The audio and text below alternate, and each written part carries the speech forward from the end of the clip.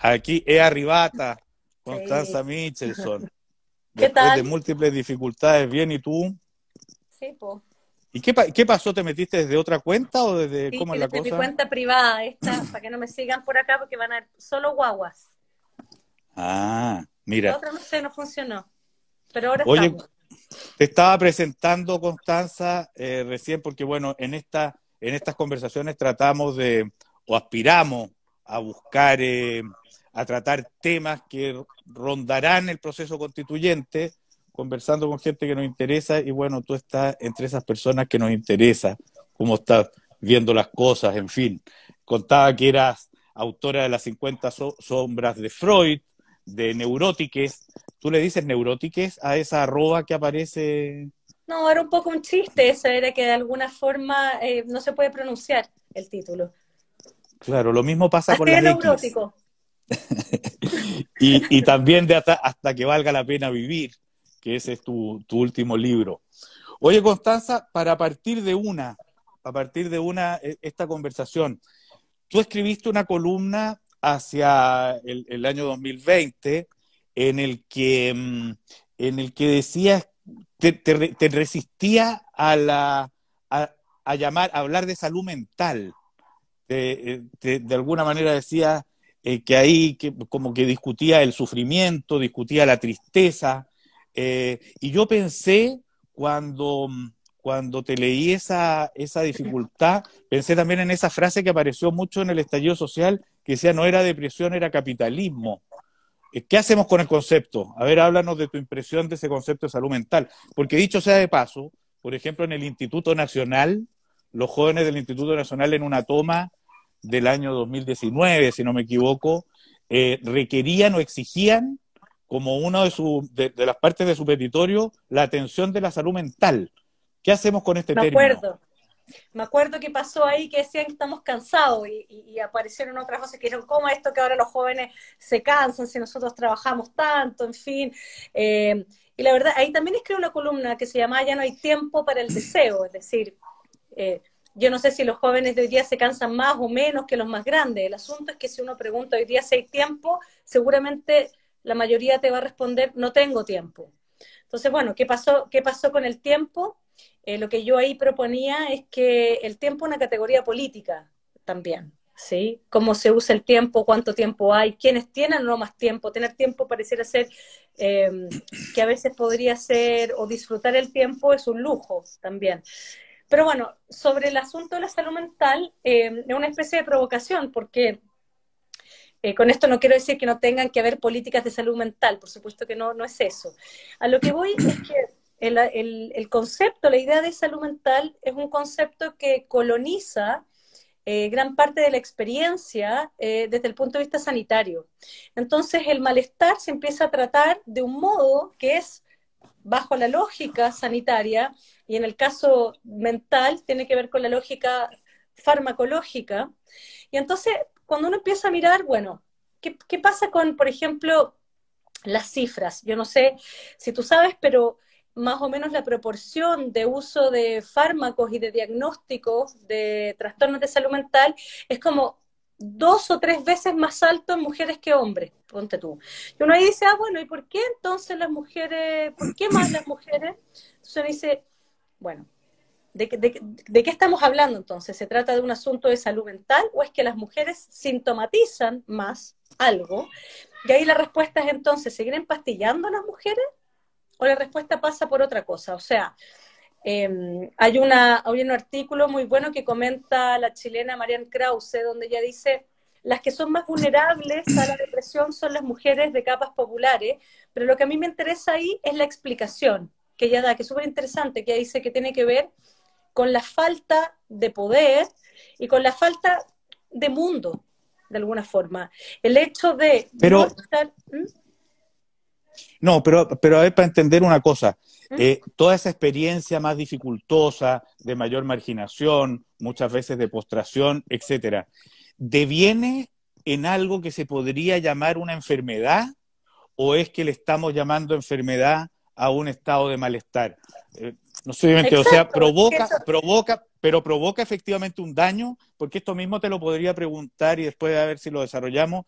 Ponte tú si la situación de encierro que viven los jóvenes o los adolescentes les va a devenir en algo que podríamos llamar enfermedad, o a todo esto le tenemos que llamar cómo nos adaptamos o en qué consiste el proceso no, de adaptación no, a no, dificultades.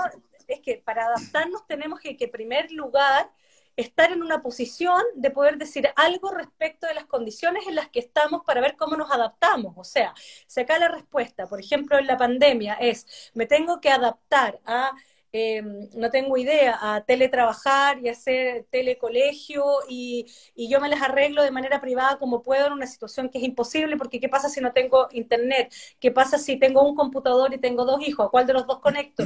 ¿Qué pasa con mi trabajo? ¿Qué pasa si pierdo mi trabajo? Porque entonces me ponen las reuniones al mismo tiempo que lo de los niños. Entonces me tomo un Rabotril y entonces asumo que con eso voy a estar mejor. No, de lo que se trata, el problema de la farmacología lo que tiene que por cierto, que puede ayudar en ciertas cosas, pero el problema que tiene es que cuando todo se trata desde ese paradigma, nos aplasta subjetivamente, luego no podemos cambiar nuestras condiciones. Y eso es muy político, porque lo que ahí está en juego es una cuestión bien importante, y es, ¿sabéis qué es, Pato? Es la idea que tenemos sobre el humano. Mira, voy a dar una pequeña vuelta, ténganme un poco de paciencia. Pero Heidegger tiene una conferencia del año 25 increíble que se llama Serenidad. Y en esa conferencia, él está hablando, post-bomba atómica, digamos, está hablando de todo el asunto de la bomba atómica y la energía nuclear. Y entonces él dice, acá el problema, ¿saben cuál va a ser? Va a ser no cuando exploten las bombas. O sea, él está hablando en un minuto donde hay un problema tan grande que se llama, los humanos inventamos una técnica con la que se puede acabar el mundo. O sea, miren el punto en que llegamos en el siglo XX. Y él dice, el problema va a ser, lo dice de manera bien inquietante, dice, el problema no va a ser cuando exploten las bombas. ¿Qué va a pasar cuando no exploten las bombas, pero de alguna manera queda instalado esto de crear unas cosas donde los humanos empezamos a ser superfluos, donde sabemos mucho, tenemos mucho poder para crear unas cosas gigantescas, pero tenemos ningún poder para controlar las condiciones en las que estamos. Entonces lo que él dice, lo que está un poco anunciando es que la técnica ya no es más una herramienta, la técnica es un modo de vida, es una representación del mundo. ¿Me explico? Y es una representación del mundo donde lo humano queda en un lugar medio superfluo. Y eso es una tragedia política, de alguna manera.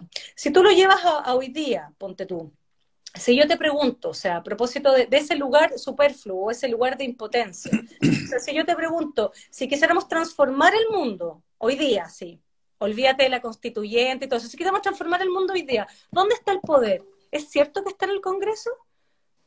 No es tan claro que esté ahí. Está en las Claramente. transnacionales, está volando en esta especulación financiera. ¿Dónde cresta está el poder?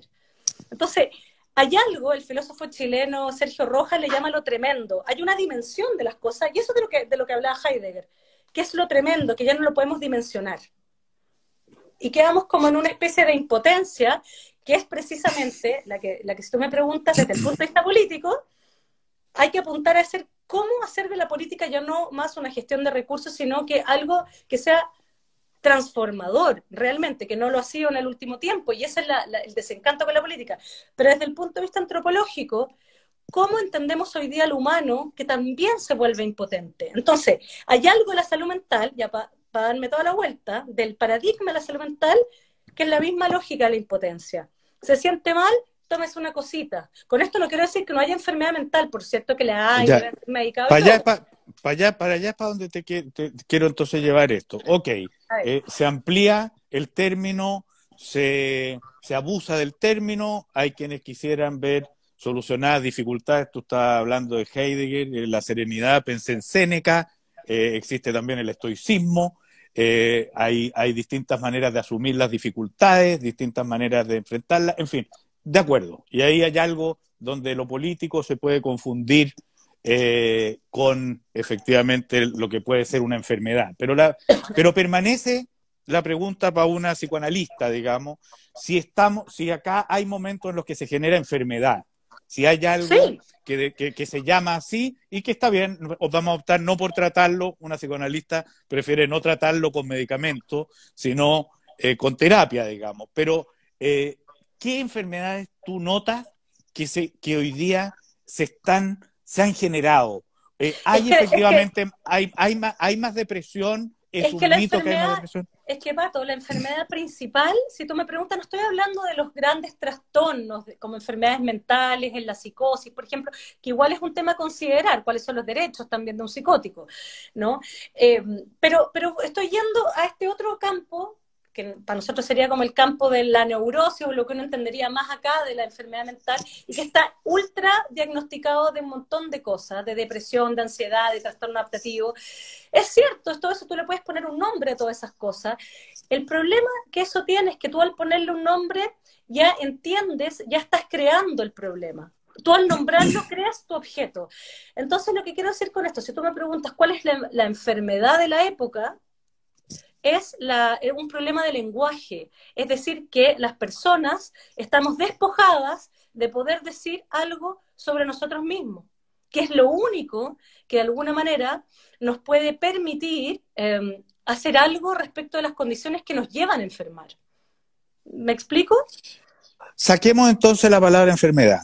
Saquemos Ya. la palabra enfermedad y ahora hablemos entonces de otra cosa. Que partámoslo por aquí para estar en la pandemia, que yo creo que es algo en lo que estamos habitando, que vamos a tener que ir tomando conciencia de sus consecuencias. ¿Ah? Después podemos hablar de qué es lo que se vio del sistema político en el estallido, tú lo trataste y lo recorriste, eso también, pero ahora estamos en medio de un encierro, de de una enfermedad que parece estar rodeándonos enteramente, eh, de unos jóvenes que están relacionándose educacionalmente de manera remota, que están interactuando con el resto a través de una pantalla, una sociedad que está viviendo así como nosotros mismos nos estamos entendiendo acá. ¿Qué genera? ¿Qué es lo que tú ves? No le llamemos, no le pongamos ningún rótulo. Dale, Qué novedad va generando? yo creo que acentúa como algo que ya venía a propósito de ciertas lógicas de vigilancia, como lo telemático. Eso ya me parece que lo acelera. Todas las catástrofes, las guerras, en fin, siempre dejan algunas cosas. No sé, po, la misma bomba atómica deja la energía nuclear, las guerras dejan ¿cómo se llama el alambre púa? Lo que esta catástrofe va a dejar es obviamente una profundización de lo telemático, pero lo va a profundizar y seguramente también de la vigilancia, ¿no? Del control. Me parece que el mundo va derechito para allá. Eh, ¿Qué consecuencias tiene eso en Yo veo sujetos? otra, déjame ponerte otra Dale, cosa que yo veo con mucha fuerza. dale.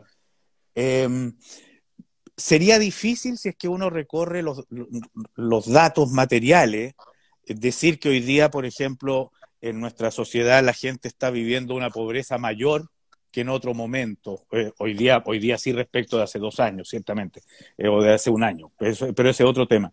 Eh, pero yo hay una cosa que la noto muy enquistada en el malestar y que tiene que ver con que quizá hay una, como no conocíamos desde hace mucho rato, habitando con una incertidumbre muy grande.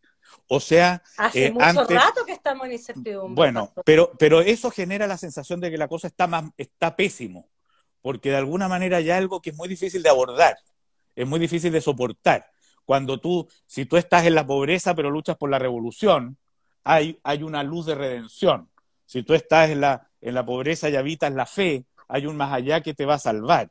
Si tú habitas en una cosa que puede no ser tan dramática, incluso en lo material, pero más allá no hay nada, se genera una sensación atroz.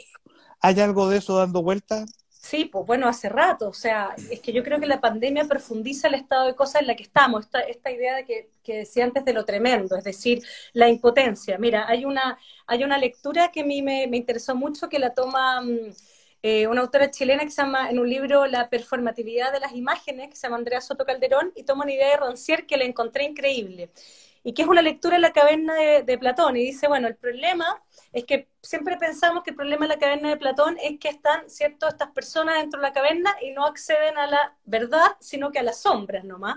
Entonces, es como si estuviera la verdad y las sombras, pero Rancière dice, no, no están así, no existe la verdad. En el mundo humano la política, entre otras cosas, es un mundo donde las verdades son construidas, es un mundo de apariencia. El problema es otro, ¿sabéis? Que el problema es que las personas que están dentro de la caverna están encadenadas, por lo tanto no pueden mover la cabeza, no pueden mirar para otro lado, no pueden mirar de otra manera. El fondo dice, el problema de la caverna es el régimen de impotencia. Eso es lo que a mí me interesa marcar. Entonces, cuando yo me pregunto qué es la impotencia, por eso te decía antes, la impotencia me parece que tiene que ver con el hecho de que la política, de un tiempo a esta parte, se transforma en un sistema de gestión y no en algo transformador. No en algo que uno diga, ahí vamos a participar y vamos a cambiar el mundo. Y desde el punto de vista antropológico, el lenguaje, digamos, nuestro régimen de lenguaje es un lenguaje desde las disciplinas donde dejamos ¿cómo decirlo? Se afloja la subjetividad, se ponen muy fuertes las identidades que yo soy esto, yo soy lo otro, pero que son muy distintos a ser sujeto. Ser sujeto es poder decir algo, no el pensamiento en masa, no decir todo lo que dicen igual que los demás ni nada, sino que es poder sostener una posición que es política, finalmente. Y cuando digo que no hay Clara. posición de sujeto, cuando no hay posición de sujeto me refiero a esto, cuando alguien pone tú en la clínica psicológica, va y dice, bueno, yo soy, o se presenta así, soy un depresivo tipo 4, por decirte cualquier cosa, estoy inventando cualquier diagnóstico, soy un bipolar no sé qué.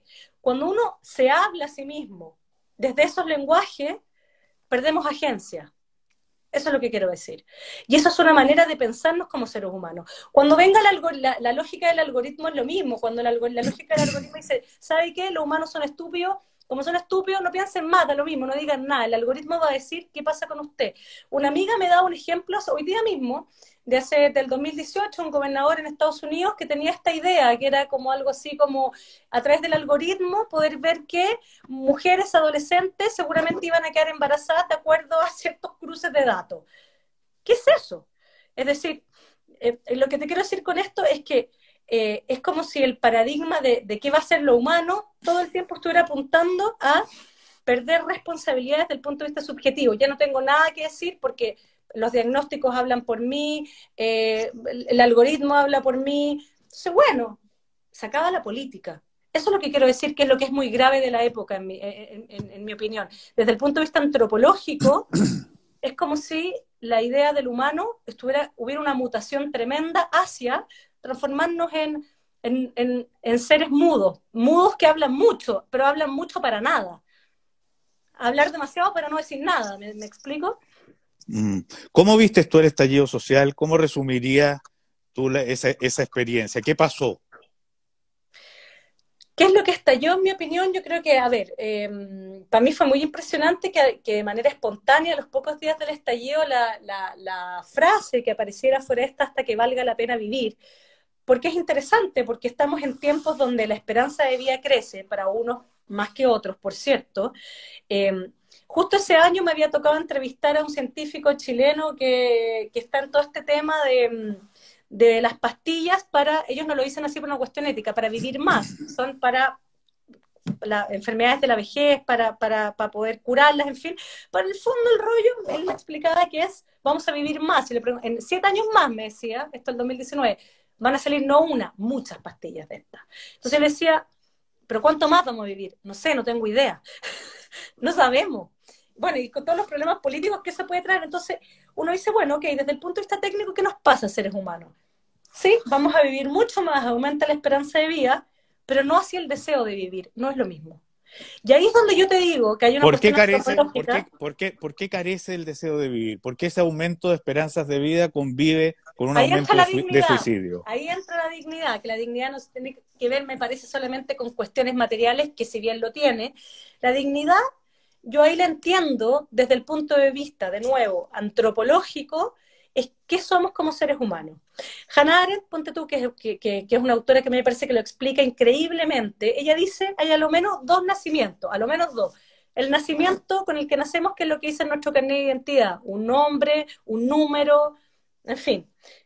Ya sabemos, cuando finalmente somos eso, somos lo que dice nuestro pasaporte, estamos en el fascismo. O sea, si uno se tiene que presentar con lo que dice el pasaporte, estamos en un régimen de ese orden. Pero ella dice, es otra cosa, siempre hay, lo más propio de la condición humana es que siempre puede haber un nuevo principio, podemos decir algo sobre nosotros mismos, podemos hacer algo, y eso se llama política. Esa es la natalidad que ella dice. Cuando eso se pierde, o sea, se pierde el mundo humano, de algún modo. Si tú me preguntas, yo creo que la dignidad tiene que ver con eso, es decir, cómo, quiénes somos en la ciudad. Y por eso vuelvo a lo que te decía al principio de este artículo de la Marianne Krause, donde ella dice, ¿por qué las mujeres más pobres? La explicación que ella da de por qué son las más vulnerables a deprimirse, ella dice, por falta de poder y por falta de mundo. Cuando tú no estás en el mundo, hay una pérdida de lo humano. Las mujeres más pobres se deprimen efectivamente más que las más ricas en Chile.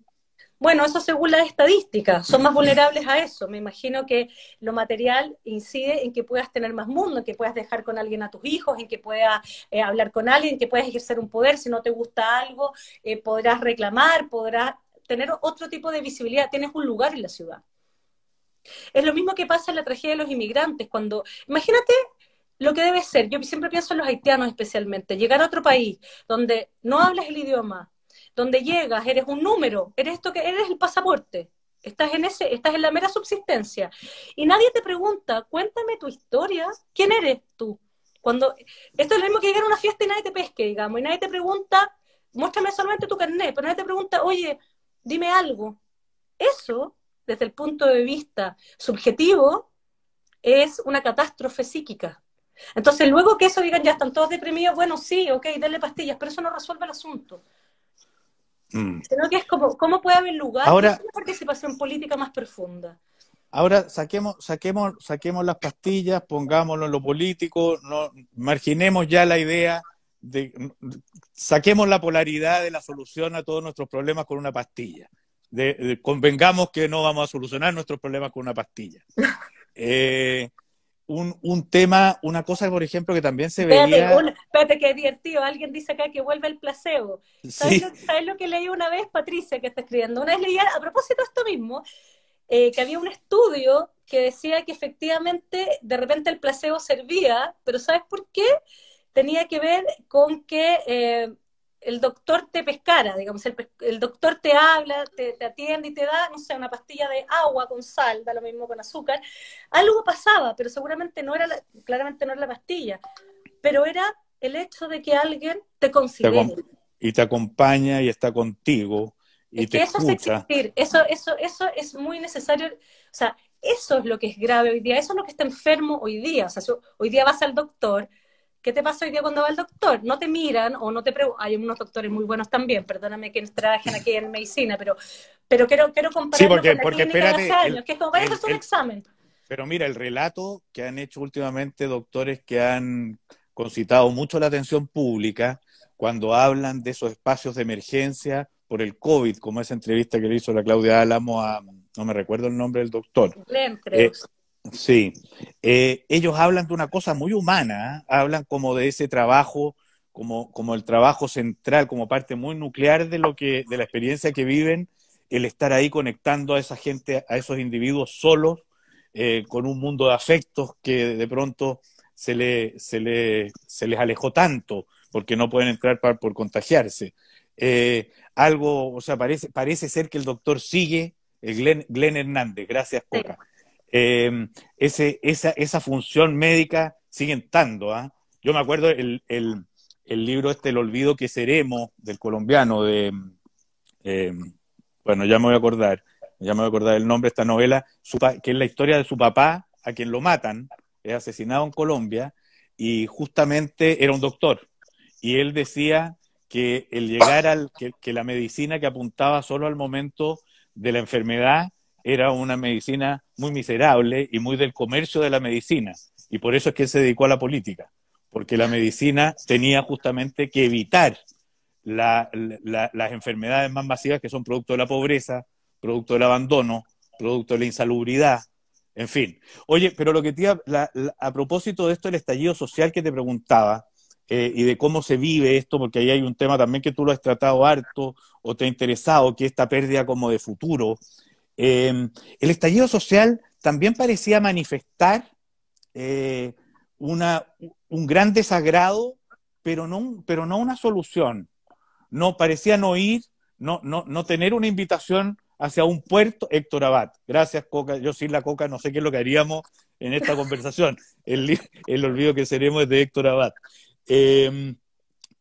No parece estar, no parecía llevar como fue la historia del siglo XX, que tenía, digamos, un proyecto teleológico, o sea, redentor, etcétera, sino que aquí parece desaparecer el futuro. ¿Cómo se habita? ¿Se puede habitar buenamente con un futuro anulado o es como un drama del momento? ¿Cómo lo ves tú? Yo creo que primero hay que preguntarse por qué nos quedamos sin imágenes de futuro. Yo siempre hago este ejercicio, pueden ahí escribirlo, que yo lo encuentro interesante, que es como, pónganse en los años 90, Pato, y te pregunto a ti, ¿cómo iba a ser en los 90 el futuro? El imaginario, no importa si es tonto, inteligente, no importa, pero ¿cómo iba a ser el imaginario? En los 90. Bueno, en Había tiempos futuro de la, igual. en tiempos de la dictadura, los parques iban a estar, los jóvenes de entonces íbamos a llenar los parques, íbamos a tomar cerveza, poder fumar marihuana y vivir como hermanos en los parques de una manera libre como no había habido nunca. Yo Y era muy todavía chica, quedaba, yo era y muy quedaba, chica ahí. y quedaba el último raspado de la olla también de la idea del... porque en los 90, ¿sabéis lo que pasó ahí también, Constanza? Que como se detuvo el tiempo en muchos aspectos durante la dictadura, todavía parecía muy cerca la unidad popular. Todavía quedaba un resabio de la idea de recuperar el sueño perdido y asesinado, de lo que hoy día yo creo que queda poco y nada, pero en fin, no sé cómo lo ves tú. Bueno, a eso voy. Yo creo que en los 90 todavía habían imaginarios de que iba a haber algún futuro, no sé, el futuro el que, digamos, que podía ser todavía la utopía de la izquierda, recuperarla, para otros, digamos, era los supersónicos, los autos iban a volar, por eso digo que, aunque sea tonto, digamos, pero había una idea de que venía algo. Si yo te pregunto hoy día, y no solo hoy día, porque estamos en pandemia, sería medio tramposo, pero en el 2018, ponte tú, ¿qué imágenes de futuro tenemos? Claro, yo veo el proceso constituyente, por ejemplo, del que me interesa mucho saber cómo lo ves tú, también en este sentido de proyecto incorporador, de posibilidad de generar la idea de un cambio que dijiste antes que había desaparecido, y si acaso tú la ves que tiene alguna posibilidad de renacer acá. Yo lo veo no como el acuerdo para ir a un lugar determinado, sino el acuerdo para navegar en conjunto la incertidumbre que se nos viene por delante, a sabiendas de que nadie acá sobra y de que en este barco que no tiene una ruta clara hay que evitar motines, abandonos, aislamientos, etcétera. Yo lo veo mucho así. Bueno, lo que decía esto de nos quedamos sin imágenes de futuro y eso crea, o sea, quedarnos sin imágenes de futuro es una cuestión que a lo menos había que pensar, quizá no nos habíamos dado cuenta, pero ¿qué significa para los seres humanos que de pronto caímos en un presente hiperintenso, pero hacia ninguna parte? Y eso tiene que ver con una desazón, tiene que ver entonces con un malestar que no se politiza, y de alguna manera yo creo que el estallido retoma esas preguntas, es decir, oye, ¿podemos volver a desear cosas? ¿Podemos pensar que la política puede ser, insisto, no una mera administradora de recursos, sino que una herramienta de transformaciones, que eso no ha sido tan obvio en las últimas décadas? O sea, yo creo que, por ejemplo, Piñera, el gobierno de Piñera, el lenguaje, a mí me interesa mucho el lenguaje de los gobiernos de Piñera son el lenguaje del management, de la administración. Hemos estado bajo ese lenguaje. La administración, la administración de los Eso es el pobres. neoliberalismo. Bueno, pero eso es un lenguaje que también coloniza la subjetividad, es un régimen de existencia, eso es lo que quiero decir. Entonces el estallido es como que si eso estallara, estallan varias palabras ahí de por medio, que son, por ejemplo, la meritocracia, y empieza la pregunta por el deseo. Oye, pareciera ser que después de décadas donde siempre se dice, no, es que no se puede, es que nada se puede, es que no hay alternativa, se acaba eso, de repente, claro, no es que haya alternativa signifique, oye, yo le vengo con un paquetito aquí donde está la otra alternativa, porque eso es la tecnocracia, sino que, no, ¿sabes qué? Hay un deseo, tengo un deseo de hacer política. Para mí eso es Y, el estallido. y tú Y crees que eso ese deseo, a ver, es eso es interesante lo que estás diciendo. ¿Tú ese deseo lo ves vivo? Porque si hay algo que oferta, alguna posibilidad que oferta el proceso constituyente, por ejemplo, es la invitación a pelear por generar ese sentido de manera plural, participativa, democrática. No había un proceso más democrático que este en la historia de Chile. Y no obstante, también hay una parte a la que le parece resultar incómoda la idea de poder comprometerse con ese tejido y prefiriera asentarse en la imposibilidad. O Bueno, es que hay sea, una, bueno, es la crisis de la representación. Yo pensaba que así como, no sé, pues la iglesia, ponte tú. La iglesia, por más que, no sé, no tengo idea, ahora tenga un papa como buena onda, o una institución como la iglesia se hace cada vez más imposible por las lógicas de mundo en la que estamos. Cambian al papa, pidan perdón, no sé, lo que sea, cambien, revoluciónense, pero como institución, con su jerarquía, en fin, como está constituida, es bien imposible en los tiempos que corren. Bueno, hay algo en la política de representación que también está en crisis, pero no porque los políticos sean malos o corruptos, habrán unos corruptos y habrán unos muy buenos, digamos. No tiene que ver con eso, yo creo que ahí hay un equívoco, tiene que ver con que estamos en un cambio de época.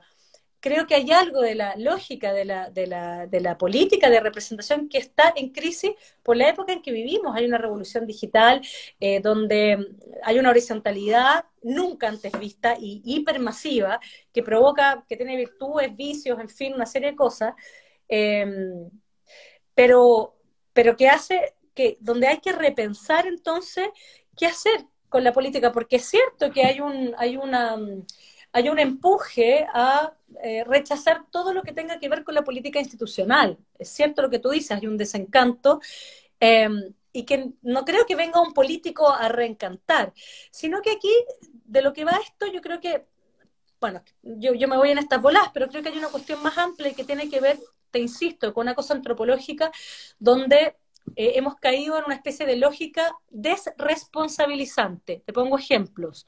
La lógica de redes sociales es desresponsabilizante porque yo puedo decir cualquier cosa, no me tengo que hacer cargo de mi palabra, a menos que yo tenga un lugar público que cuidar, en fin, y que me puedan echar de mi pega. Pero si no, me puedo poner cualquier nombre, puedo decir cualquier cosa.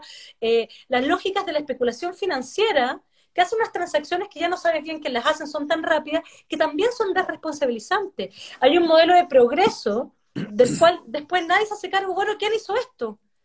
¿Qué pasa con el desastre que queda después de hacer esto? El mundo, es decir, perdemos, ¿cómo decirlo?, el lugar de hacernos cargo de eso. Y eso es una posición política que entonces nos saca de la mesa y que es muy bueno, preocupante.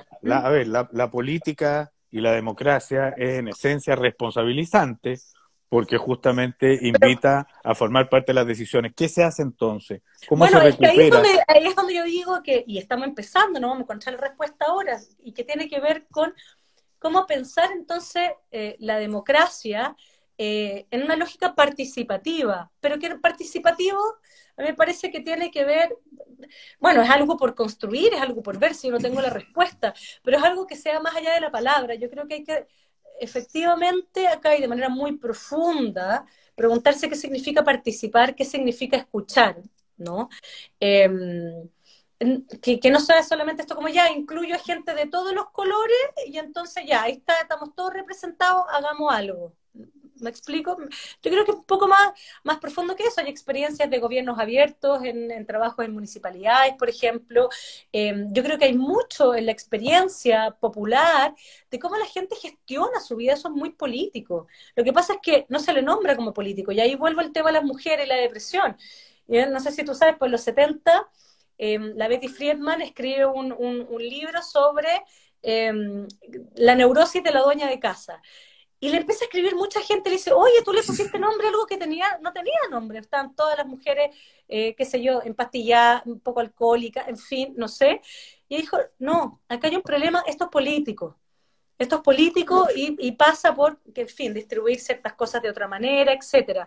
Entonces, hay un saber que es, ponte tú ahora en la pandemia, yo pienso, todo esto que se habla en privado, pero a mí me parece que no sé por qué no está públicamente puesto sobre la mesa así de manera súper, súper potente, que tiene que ver con que hay algo que no se puede, que es lo que te decía, parar la olla y cuidar, digamos, al mismo tiempo. Hay algo que está en abandono, pero la gente se organiza, entonces hacen ollas comunes y bueno, llegan los pacos y hacen y desarticulan eso. Entonces, como no entender que finalmente, más bien la pregunta debe ser, a ver, ¿cómo lo hacen las personas para gestionar su vida? Me parece que eso, en primer lugar, es político. Antes de que tú Oye, vayas a poner cómo se hace.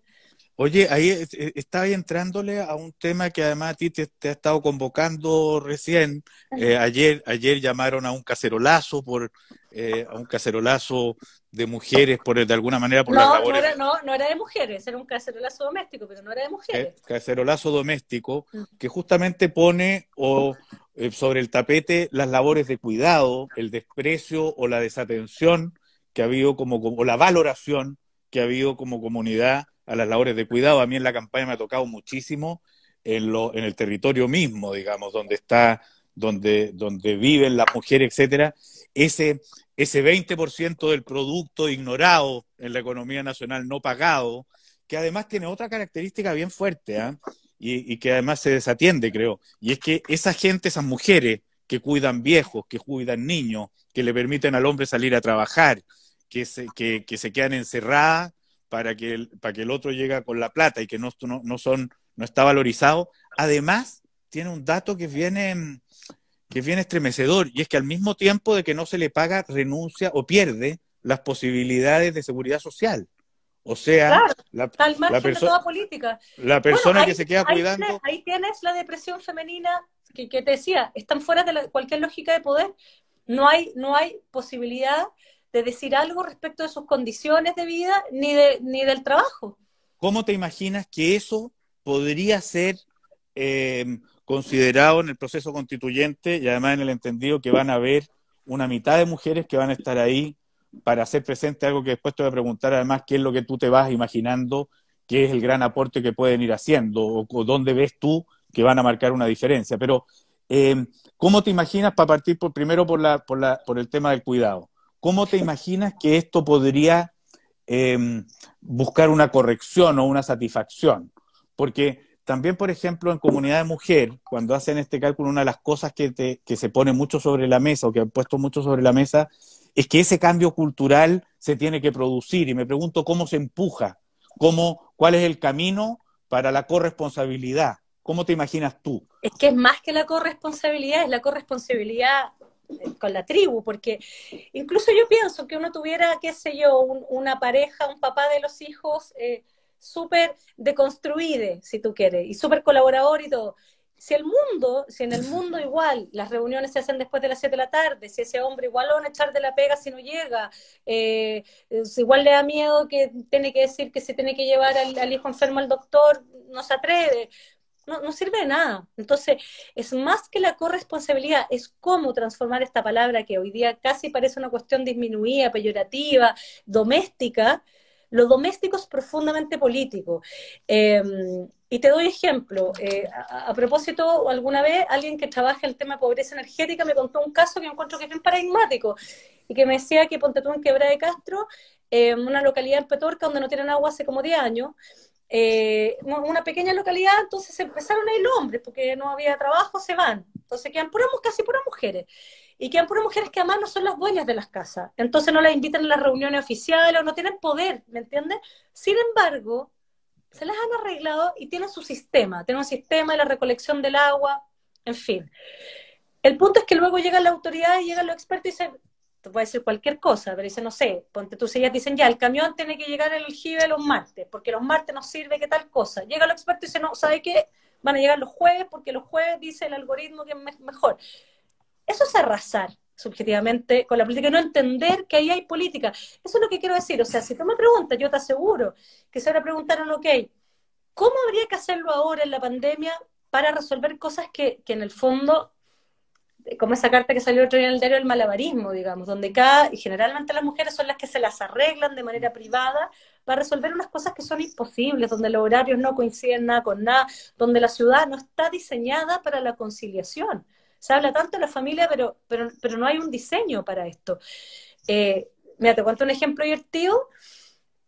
En Suecia, ya así como país ultra equidad de género, hacen como un chiste en unos funcionarios de una municipalidad y dicen, ya, pensemos en algo que no tenga nada que ver aquí la equidad de género, donde ese tema ya no tenga nada que ver, y ellos dicen ya, en el retiro de la nieve de las calles. Entonces ya, pues miremos los datos, y se empiezan a dar cuenta que los mayores accidentes son de mujeres en las calles de Refalosa. Y dicen, wow, ¿por qué? Y ¿Por bueno, qué? resultaba que las mujeres son más peatonas que los hombres, que si hay un auto en la casa, generalmente lo usaban los hombres, que las mujeres usan más el transporte público y andan más a pie y andan además con coche.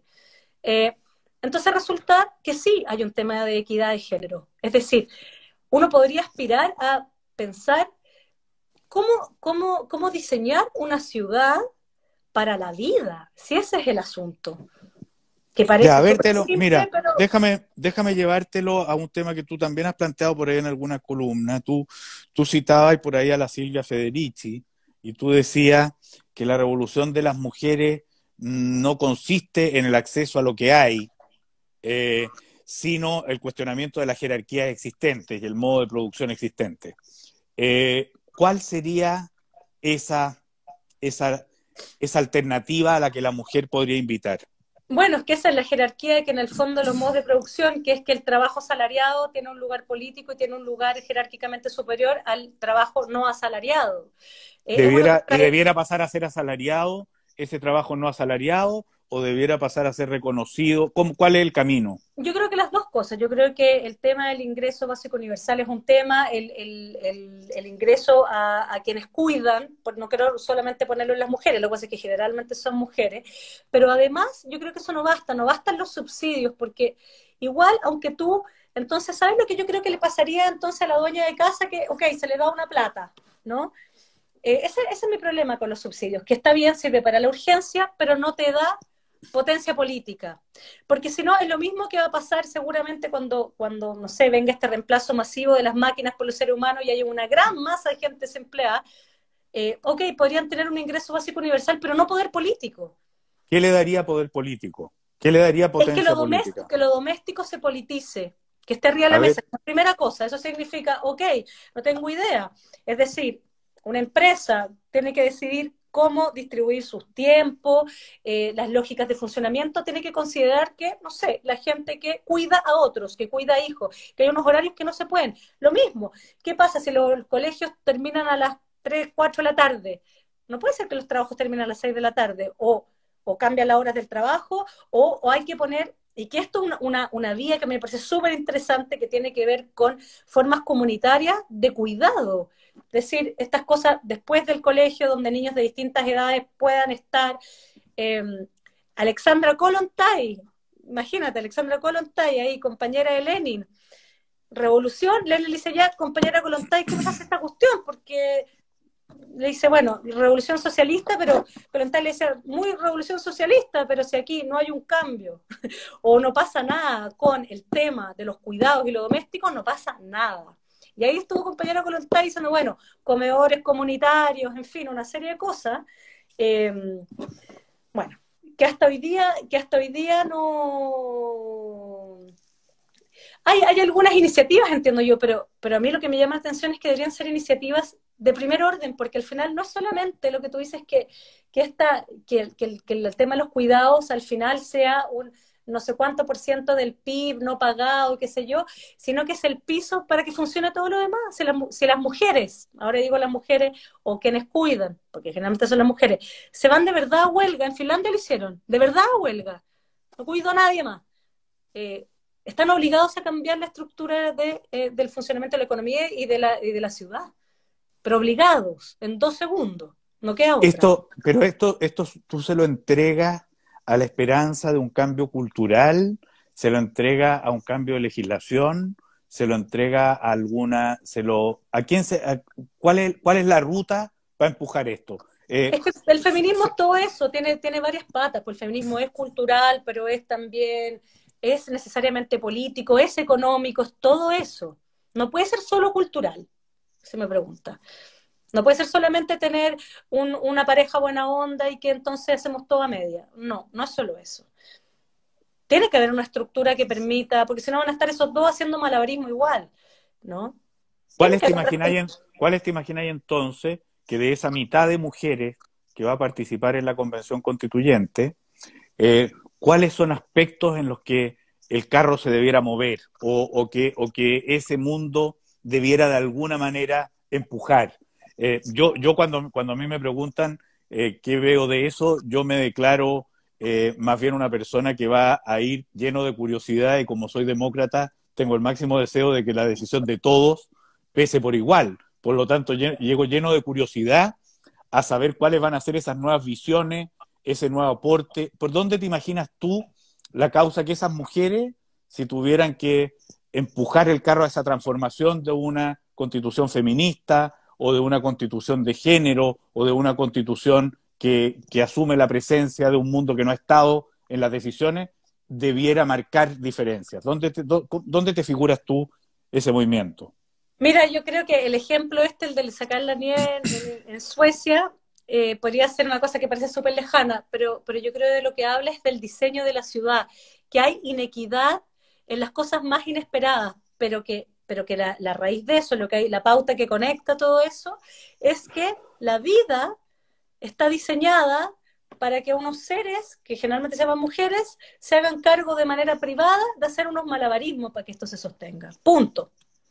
¿Sí? Entonces, yo creo que en principio visibilizar es que eso ya no más, que hay que diseñar la ciudad para que entonces una tribu completa se haga cargo, no solo de los hijos propios, ¿eh? Sino de que haya acá una gente, digamos, que se llaman, que son más vulnerables, que son los niños, las niñas, que son los ancianos, que son los enfermos, y que es responsabilidad de toda la tribu. Ese es el asunto. Ya ahí tú abres otro tema que es bien interesante, bien, yo creo que va a ser bonito y va a ser un tema de En discusión. Islandia, tienes razón, en Islandia fue la huelga feminista, sí. ¿Qué lugar le da a la familia? La constitución o el acuerdo comunitario, ¿se mete con la familia más allá de su definición o más bien omite el tema de la familia porque aquí hay una responsabilidad comunitaria? ¿Qué lugar le das a eso? O sea, yo creo que hay un peligro en esto de seguir privatizando a la familia, ¿no? Que la familia es como el eslabón que tiene que reproducir a la sociedad y se las tiene que arreglar como pueda. Yo creo que hay un riesgo en eso. A mí por eso me parecen súper interesantes estas, como te digo, estas maneras políticas de gestión de vida, donde las personas se las arreglan de manera comunitaria para subsistir. Eso por un lado. Ahora, dicho eso, creo que igual hay de pronto ¿Es la familia la que mejor sabe lo que tiene que pasarle a sus hijos? ¿Es la familia No, la no, que...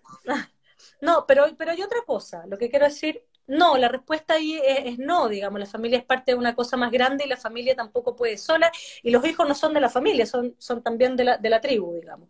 Pero, y además que la familia tiene que estar protegida, o sea, si para que la familia pueda hacer algo, tiene que haber una sociedad que eso también lo sostenga, ¿no? Ahora, dicho eso, igual creo que hay un vicio problemático en el progresismo, y que tiene que ver con un desprecio a la familia, porque suena facho, porque suena una cosa retrógrada, conservadora, en fin. La otra vez leía que el gobierno, que Obama progresista y todo, que Obama insistía mucho en el tema de la familia. Y lo que decía la persona que hacía este ensayo, decía, bueno, lo que pasa es que en la comunidad afroamericana hay que pensar que en Estados Unidos esas personas fueron esclavos. Y los esclavos, lo que pasaba es que no había familia, es decir, los hijos no eran de los padres, sino que eran del, no sé, cómo se, el patrón, no sé cómo se llama, el amo, ¿no? Absolutamente se desarticula todo el asunto de la afiliación. Y lo que ahí describían era que de alguna manera las reverberancias de esa historia es en la población negra también, que no da lo mismo estar desafiliado si tú quieres ser un hijo de rico, desafiliarte y ser rebelde y todo el cuento, que de alguna manera estar en un lugar donde hay una precariedad material, donde hay una precariedad simbólica, estar desafiliado. No es lo mismo que tu hijo en Vitacura esté en la calle, que tu hijo, no sé, en la población no sé cuánto, esté en la calle y que no tenga futuro además. No es lo mismo. Entonces, era interesante pensar en esto de Obama y que ponte tú, yo te contaba la otra vez que leía en un artículo que era sobre el tema de la legalización de la marihuana, ponte tú, donde hablaba Vicente Fox, expresidente mexicano, y le preguntaban a los posibles candidatos presidenciales en Chile. Y Pamela Giles decía, no, yo no estaba de acuerdo con la legalización de la marihuana, ponte tú. Y yo pensaba, bueno, es que ella, de alguna manera, ¿a quién está viendo? No está hablando por los progres de Providencia. ¿Me explico? Ella está viendo otra cosa. No quiero decir que ella es mi candidata necesariamente, pero lo que quiero decir es que ahí hay un problema con el progresismo del cual se tiene que hacer cargo, que yo creo que es el problema que pasó en Estados Unidos, que por qué ni las mujeres ni el pueblo votó por Hillary Clinton y sí votó por Trump, que es un psicópata, digamos, ¿no? Pero ahí hay un asunto del cual hacerse cargo también desde la izquierda. ¿Me sin duda. explico? Entonces no es decir como, no, la familia es una cuestión, chao, que... Hay un asunto de la afiliación que es más grande, que es la familia, que es la comunidad, que es lo social, etcétera. Pero que yo no le regalaría tan fácilmente la palabra conservar a los conservadores y a lo más rancio de los conservadores, al racismo, a la homofobia. Hay cuestiones que hay que conservar. Benjamin decía, quizás con el modelo de progreso que tenemos hoy día, ser progresista es poner un freno a mano, ponte tú, para que no Claro. choque el tren. Oye, se nos ha ido el tiempo, ya se nos fue prácticamente una hora, así que tenemos que ir terminando para que la gente pueda, los chilenos puedan hacer algo más que estarnos escuchando y y se puedan distraer un momento. Hay algo que hemos tratado de poner, de plantear mucho también en esta candidatura constituyente, y que es definir entre todos, y algunos tanteos hiciste ya al comienzo de esta conversación, la idea de dignidad como núcleo, como corazón, que de alguna manera viene además a inmiscuirse después de años de Guerra Fría, donde la pelea parece que era entre la libertad y la igualdad, y de algún modo esos conceptos se ideologizaron y aparece, irrumpe uno que la comunidad lo ensalza, que se llama la dignidad. Además ha aparecido ya, este concepto apareció en la primavera árabe, ha aparecido en revueltas en distintos lugares del mundo en los últimos años con mucha frecuencia. A mí me tocó verlo en Colombia, verlo en Perú, en fin. ¿Cómo tú, a ver, hagamos un tanteo, tanteemos de nuevo esa definición según tú? ¿Qué énfasis le pondrías tú a esa palabra? ¿Lo radicarías en la dignidad del individuo? ¿Te interesa también un ámbito de la dignidad de las culturas o de los pueblos al interior de una nación? ¿Te interesa o existe algo parecido a la dignidad de la naturaleza? ¿Qué te dice a ti la palabra dignidad?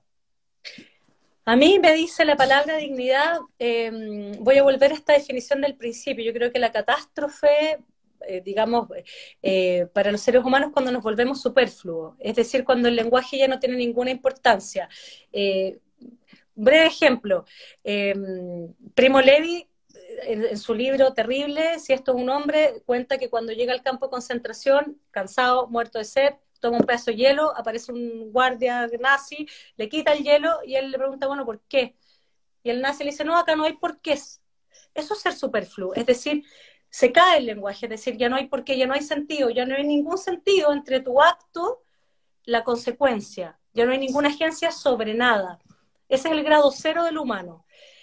No estamos en un campo de concentración, digamos, ¿cierto? Sin embargo, hay algo de la reducción de la vida política que nos empezó a transformar en algo superfluo.